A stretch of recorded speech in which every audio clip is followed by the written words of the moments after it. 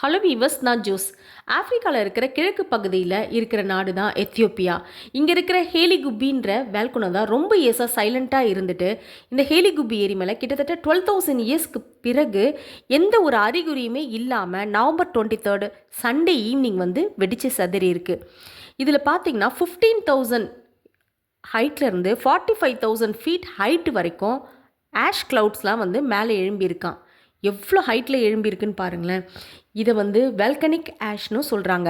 குட்டி குட்டியாக கண்ணாடி துகள்கள் மாதிரி இருக்குமா இதோட சாம்பல்லாம்.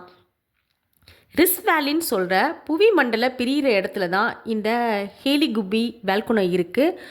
அங்கே இருக்கிற அடியில் இருக்க பாறையோட அடுக்கில் அழுத்தம் அதிகரித்ததுனால ரொம்ப இயர்ஸாக சைலண்ட்டாக இருந்த நிலையிலே இருந்துட்டு இப்போ சடனாக எந்த ஒரு அறிகுறியும் காட்டாமல் வெடித்து சதறி இருக்கலாம் அப்படின்னு சயின்டிஸ்ட்ங்க வந்து சொல்லியிருக்காங்க.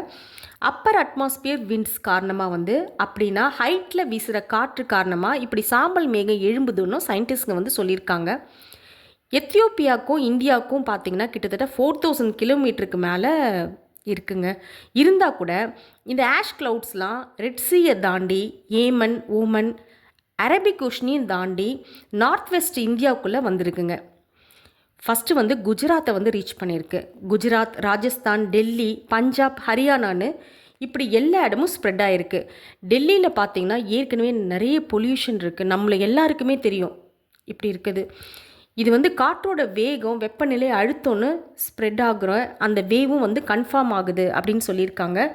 இப்போ டெல்லியில் வந்து 25,000 ஃபீட்லேருந்து 45,000 ஃபீட் ஹைட்டு வரைக்கும் இந்த சாம்பல் மேகம் வந்து காற்றில் வந்து பரவி இருக்குது அப்படின்னு சொல்லியிருக்காங்க.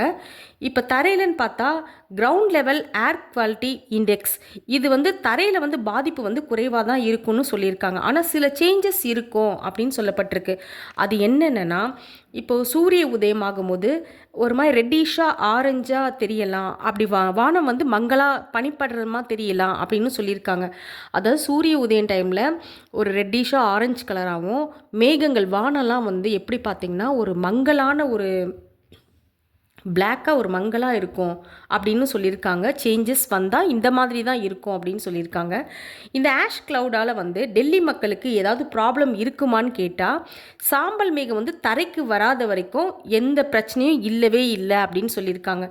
வராது அப்படின்னு தான் சொல்லப்பட்டிருக்கு. இருந்தால் கூட சப்போஸ் ஒரு பர்சன்டேஜ் வந்துச்சுன்னா மக்கள் வந்து அதனால் என்னென்ன ப்ராப்ளம்ஸ் வந்து ஃபேஸ் பண்ணுவாங்க அப்படின்றத வந்து சொல்லியிருக்காங்க. கண்களில் வந்து எரிச்சல் இருக்கும், அப்புறம் த்ரோட் ட்ரைனஸ் இருக்கும், மூச்சு திணறல் இருக்கும், ஆஸ்துமாவில் அஃபெக்ட் ஆனவங்களுக்கு வந்து பாதிப்பு நிறைய ஏற்படலாம் அப்படின்னு சொல்லியிருக்காங்க. அது இல்லாமல் சல்ஃபர் டை ஆக்சைடு வந்து கலந்து வந்து அந்த காற்றுல அதிகமாக வரும்போது தொண்டை, மூக்கு எரிச்சல் பிரச்சனைகள் வரலாம் அப்படின்னு சொல்லியிருக்காங்க. சிவில் விமான போக்குவரத்து இயக்குநரகம், சர்வதேச விமான அதிகாரிகள்லாம் என்ன சொல்லியிருக்காங்கன்னா, இதனால் வந்து ஃப்ளைட்டுக்கு ஏதாவது அஃபெக்ட் இருக்கா அப்படின்னு சொல்லும்போது அவங்களாம் வந்து இந்த சாம்பல் வந்து கண்ணாடி துகள் மாதிரி இருக்கும், அதனால் வந்து ஜெட் விமானம் வந்து இன்ஜின் உள்ள இதெல்லாம் போயிருச்சுன்னா இன்ஜின் வந்து இரும்பில் போய் ஒட்டிக்கும், அதனால் இன்ஜின் வந்து ஃபெயிலியர் ஆகலாம், அதை செயல்படாமல் போயிடுச்சுன்னா அந்த மாதிரி ஒரு பயம் இருக்குது, ஒரு அபாயம் இருக்குது அப்படின்னு சொல்லியிருக்காங்க. இதனால தான் வந்து சில விமான நிறுவனங்கள் வந்து என்ன டிசைட் பண்ணியிருக்காங்கன்னா, ஏர் இண்டியா, அக்காஷா இந்த மாதிரி விமான நிறுவனங்கள்லாம் வந்து எரிமலை சாம்பல் இருக்கிற அந்த மேக பகுதிக்குள்ளே வந்து போகிறத வந்து அவாய்ட் பண்ணிடுங்க அப்படின்னு சொல்லியிருக்காங்க. சப்போஸ் தவிர்க்க முடியலன்னா வேறு விமான பாதைகள் இருக்கான்னு வந்து எக்ஸ்ப்ளோர் பண்ணியிருக்காங்க.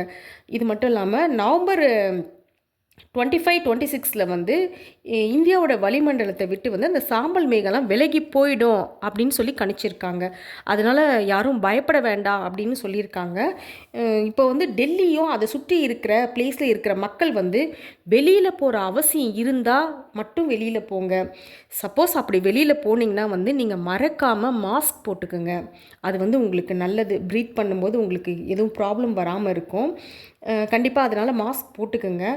கண் எரிச்சல் இருந்தால் வந்து நீங்கள் அடிக்கடி வந்து நல்ல வாட்டரால் கண்ணை வந்து கொஞ்சம் வாஷ் பண்ணிக்கோங்க. மற்றபடி அவ்வளோ பிரச்சனைகள் இருக்காது அப்படின்னு சொல்லியிருக்காங்க.